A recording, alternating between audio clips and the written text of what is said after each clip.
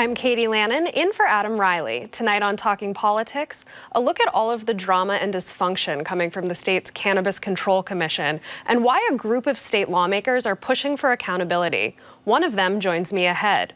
But first, it's been nearly 5 decades since a federal judge ordered Boston to desegregate its public schools through a system of busing. The decision, which came 20 years after segregation was outlawed nationwide, was a long and hard-fought win for Black parents and civil rights activists in the city.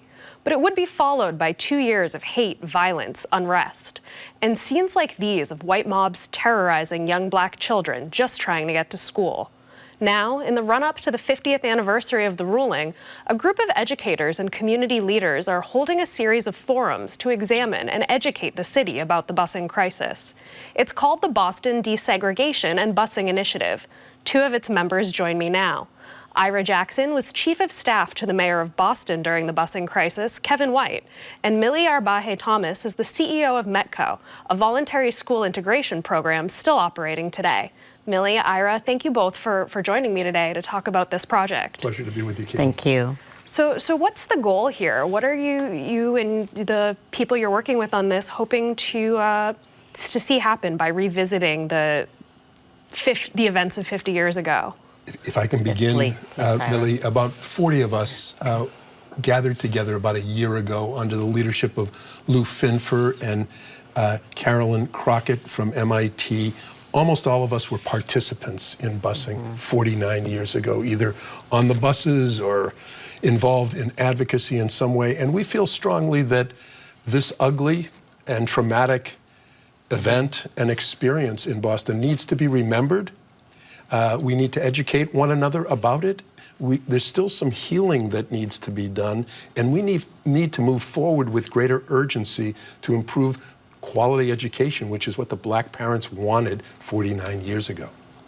And Milly, what do you think the lessons are that still need to be learned here today? You know, I was added to this initiative recently, in the recent month, as the person in the METCO program right now, and I think it was so important to tell the entire story. I know that this happened in 1974, but prior to that, the METCO program was already in existence for 8 years, you know, so I think one of the things that we're looking at is what happened leading up to this. How do we elevate the voices of the families that organized during the early 60s that were trying to advocate for a better education program? Sure, the METCO program was a result of that advocacy, but still there was a lot of work happening even after that to continue to address the entire educational crisis in our city. So it's so important to be able to talk about this history, because I think we need to reflect now and see what were the lessons learned. Are there some things that we can still do? And we all know there is, you know, within any educational system. But we have to remember that this was in the shoulders of people that fought really hard to get us where we are today, and we owe it to them to continue that fight. I couldn't agree more, Katie. And I had the privilege of knowing Ellen Jackson and Ruth Batson, who were the 2 of the heroines of this story, who worked for 15, 20 years tirelessly as Black parents and community activists to bring about the desegregation and to advocate, more importantly, for quality education. And it's a story that should be celebrated. And as Milly said, their names and profiles should be elevated and celebrated in Boston. Yeah. And do you find, Milly, that the students who are participating in METCO today, did they know about this history of the city? No, it's not something that is actually really known these days. I actually built an exhibit of the history of METCO in our headquarters in Nubian Square. So now we host school committees and parent meetings and new family orientations there. And everyone always says that they did not know this historical account here in our city. One of the things that we share in common, both this initiative and what happened in Boston Public Schools and in METCO, is exactly who Ira said, Ruth Batson. She is also our mother. You know, she literally was the person who started the METCO program. So it was her meeting with the school committee back in believe it was 1963, that I have that in my exhibit, that she called for a school committee meeting with Boston to actually demand that they actually admit that there is segregation happening in Boston public schools, that she had a list of demands that she put forth that she wanted to happen. Simple demands, things that we're talking about today, diversifying the curriculum, professional development, training, in different words, but still the things that we are aspiring to do today.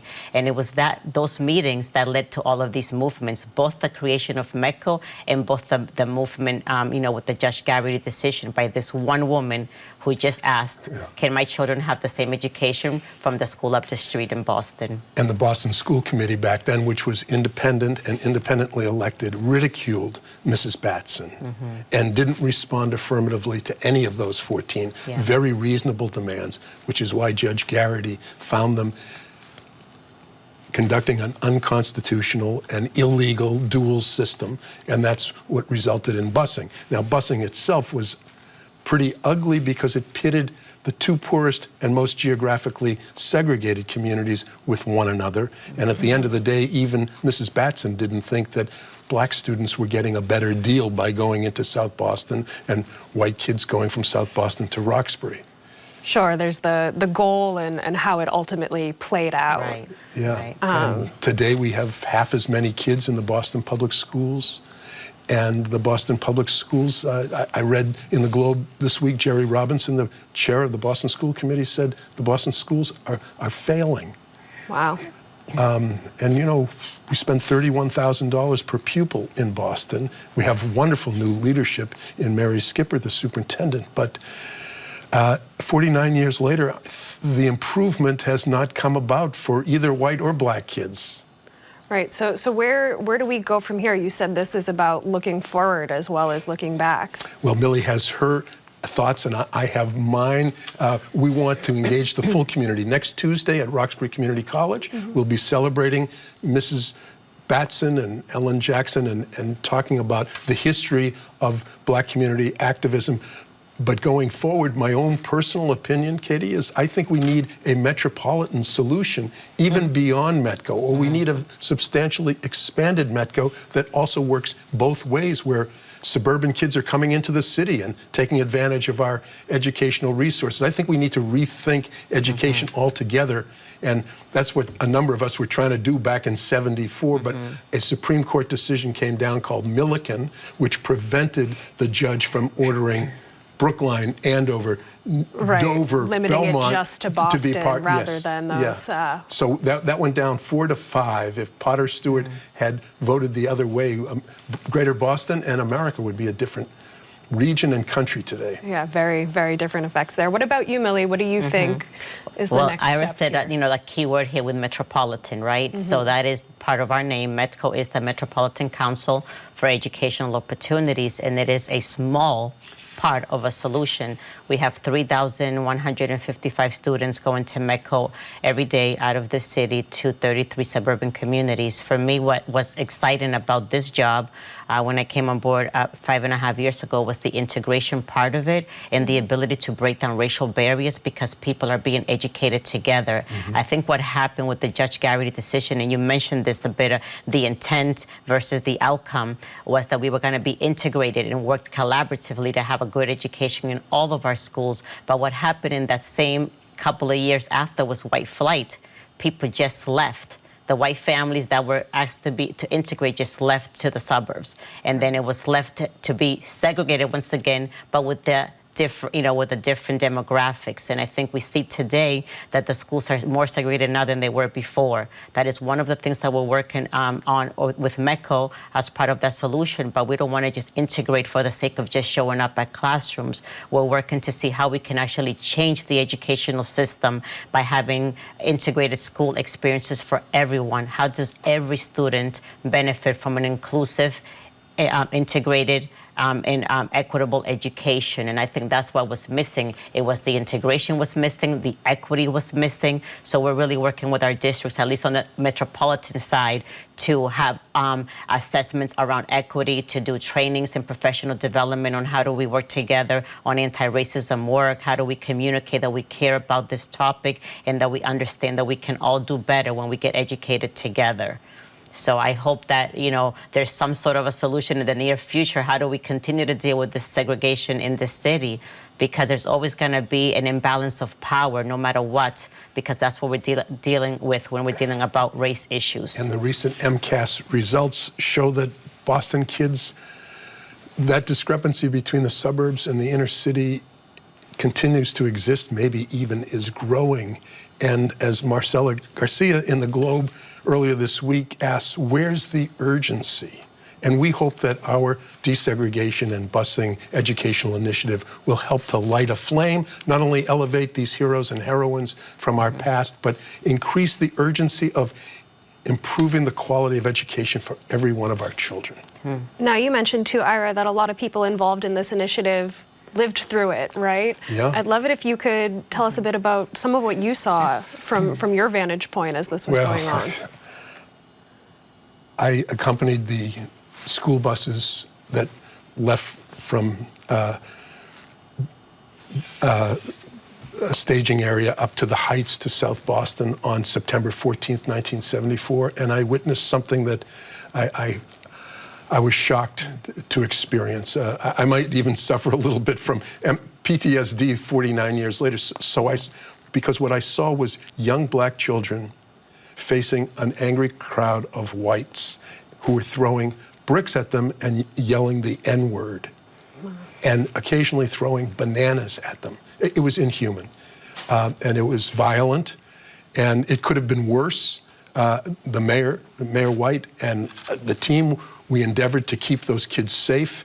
No one was killed. There was a danger that Whitey Bulger was actually going to shoot and kill black children that opening day. So I could call the mayor on the police radio. We didn't have cell phones back then. And I said, good news, Mr. Mayor, no one was shot and killed. But those kids, those black kids, were on the floor of those buses with glass shards in their hair, being escorted into a school that was not functioning. And that was opening day of busing. It was ugly in the extreme. Our colleague, Michael Curry, who is the head of the NAACP, he was 7 years old and being bused from Roxbury to Charlestown. And he too faced an angry crowd of whites. And at age 7, asked his mother, why do they hate us?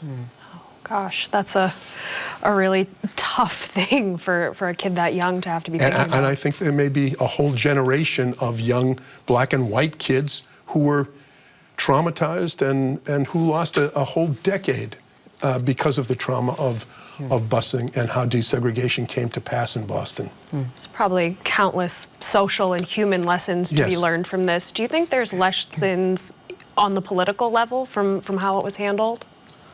Surely for sure, the Boston School Committee was racist, they were obstructionist, and I believe that the judge should have held them in contempt and they should have gone to prison.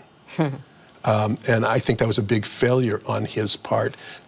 There's a book written by a fellow named Formisano who said rich people were exempt, middle-class people left, poor people integrated the Boston public schools. So it's a question of not only race, but class and social justice here. And political leadership standing up and saying, no, these are our kids. There's a kid in Roxbury today who could cure cancer or land the first woman on Mars. Why aren't we educating them as well as they're being educated in Weston or the Dover Public Schools? Why are we allowing that to happen in this day and age? All right. I think we'll leave it on that note, that question. Ira, Milly, thank you so much for your time and sharing your insights with us. For more information on the Boston Desegregation and Busing Initiative and next week's forum, head to masshist.org/events. Next up, after a string of scandals and dysfunction, lawmakers are demanding more oversight over the state's Cannabis Control Commission. A group of state senators and representatives sent a letter urging the legislature's Cannabis Policy Committee to call for a hearing and better transparency and accountability from the CCC. They cite the sudden suspension of its chair, Shannon O'Brien, as just one of several signs of major problems within the agency. One of the authors of that letter, Senator Michael Moore, joins me now, along with Boston Business Journal reporter Cassie McGrath, who's been closely covering the commission. Senator, Cassie, thanks to both of you for being here. And Cassie, one of the reasons I wanted to talk to you about this specifically was a couple weeks ago, you wrote a story with the headline, "What the heck is going on at the Cannabis Control Commission?" which that was before the chair was suspended suddenly. And I'm wondering, I guess, to start off with the somewhat obvious question from that, what the heck is going on at the Cannabis Control Commission right now? Well, thank you, Katie, for having me today.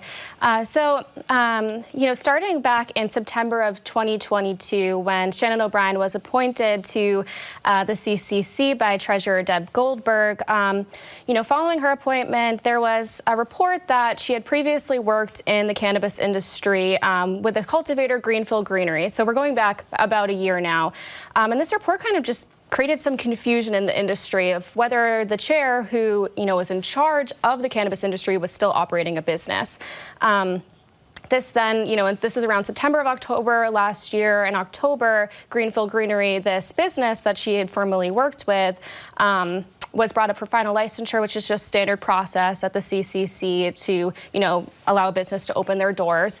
And amid that conversation, it was the Shannon O'Brien recused herself from the conversation, but the commissioners decided to remand the license back to the staff because the staff could not confirm that Shannon O'Brien had no more ties to this cannabis company. The CCC started an investigation into whether she had been working with the company still, but it was true that she, the investigation ultimately found that she had stopped working with Greenfield Greeneries over a year prior. So really just a bumpy start, fair to say, for the chair, but really that brings us into January of this year when the CCC returned to public meetings and their board was meeting in person, but a couple of members of the public came to me and said, we went to the meeting, but we weren't allowed to go in. So there was some more confusion around if people could attend public meetings. The CCC was following practices, public meeting practices from COVID, but there was some serious confusion around transparency and things like that. And then in March, there was an investigation, which the CCC has every right to kind of do surprise investigations of MCR Labs in Framingham, which is a testing facility. And the CEO, Michael Kahn, accused the CCC staff of being rude and unprofessional, really aggressive during this investigation. The CCC denied these allegations. They conducted an investigation that said, we didn't do anything wrong, but Michael Kahn, the CEO, thought it was retaliatory because he made statements against the CCC's testing practices. So we've had a lot going on before we got to this point of the chair's suspension. Certainly. And Senator, I want to bring you in here because I think the points Cassie has been mentioning are a lot of the issues that you and your colleagues raised in your letter as some of the points of dysfunction that you've identified at the CCC. What are you hoping the legislature can do here? Well, I'm hoping in January, I filed the bill to create a special inspector general's unit within the CCC to look at their overall governance policies, procedures, their practices, make sure they're staying within the scope of their responsibility, and to ensure that they are actually acting as a regulatory entity. We, as just stated, MCR Labs and some other, potential business owners, we've heard complaints of their tactics and how they are actually treating potential new businesses, retailers, manufacturers. And I would say up until like about a year and a half ago, I really didn't have much involvement with the CCC. And then I had a potential business owner from my district had some issues with their interaction with the CCC. And it really had to do with who they were a victim of someone selling them a pesticide, a plant that had a controlled or a prohibited pesticide. And you would have thought that they were the ones who actually were selling the clone product with the pesticide and how they were treated. And that's how I started delving more into their operations and dealing with more colleagues who are having the same types of problems with the length of the investigations, how they would treat potential retailers. There's no communication.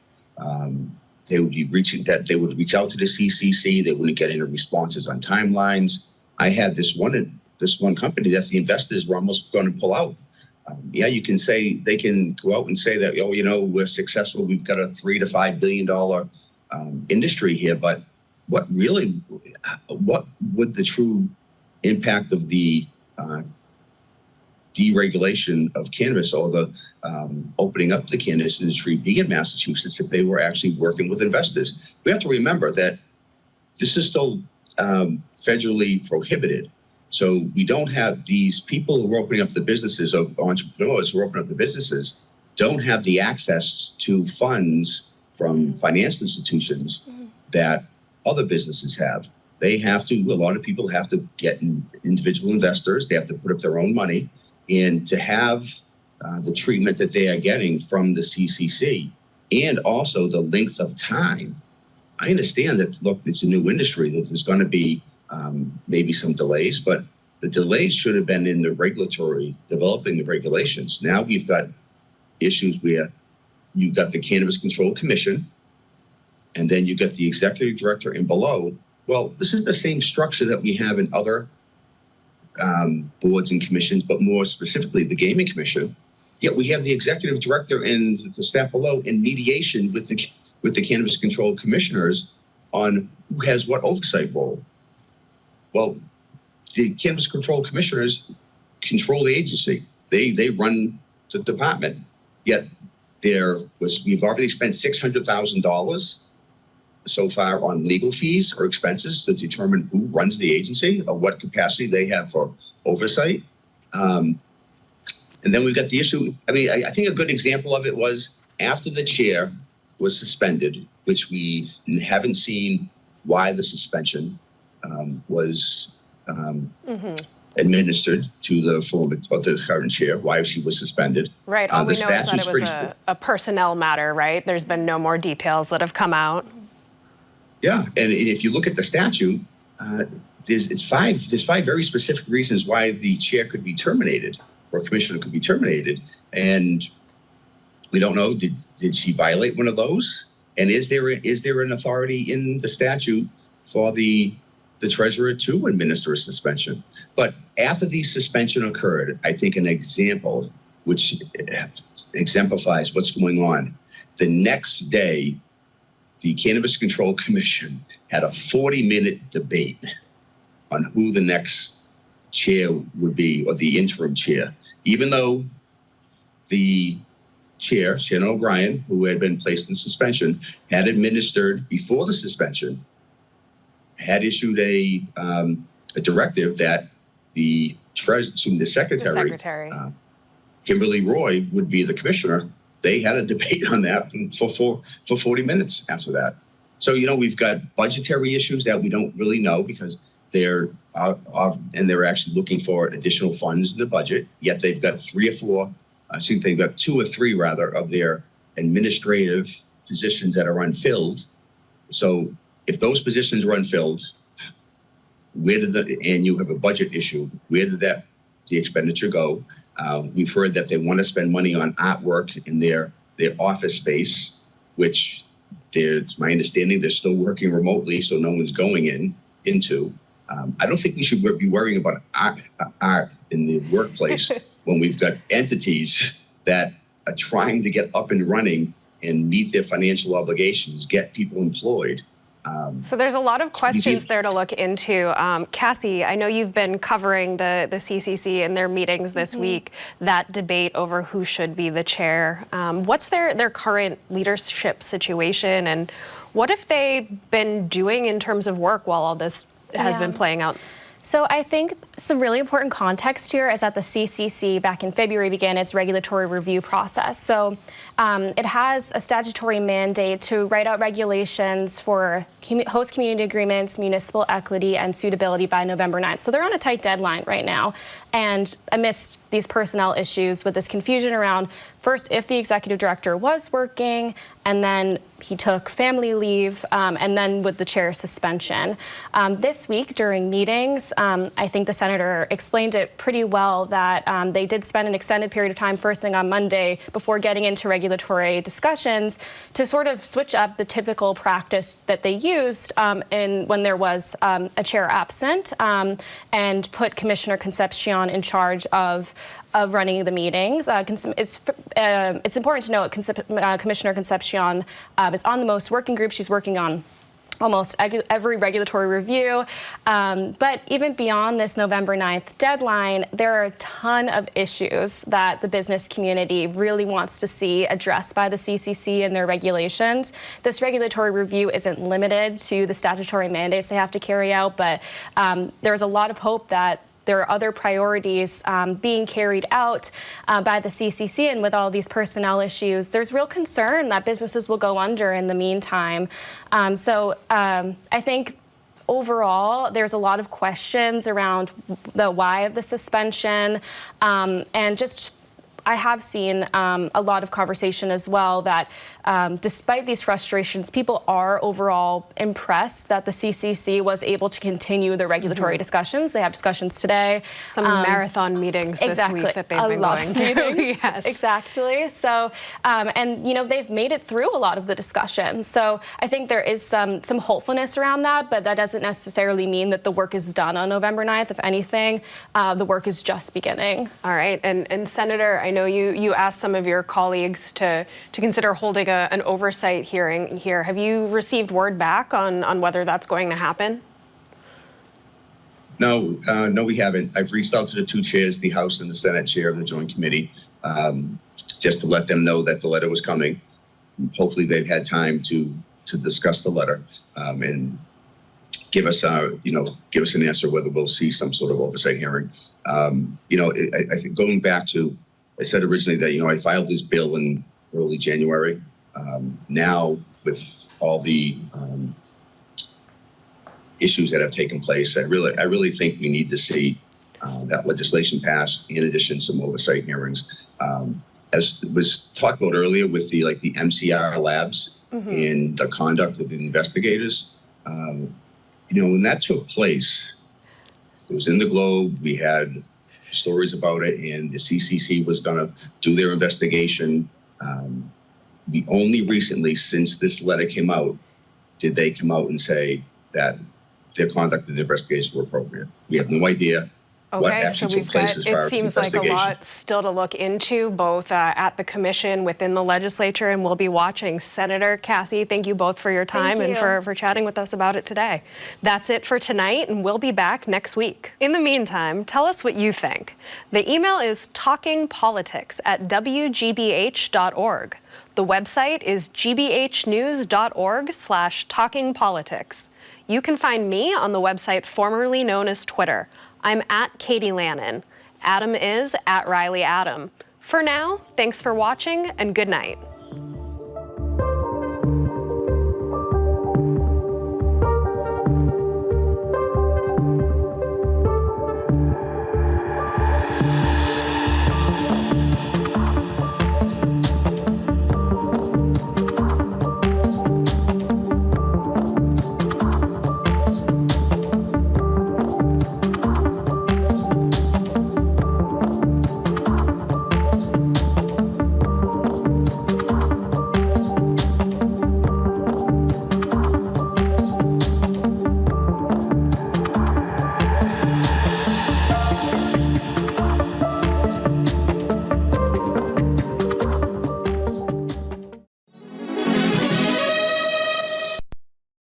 This is Christopher Kimball.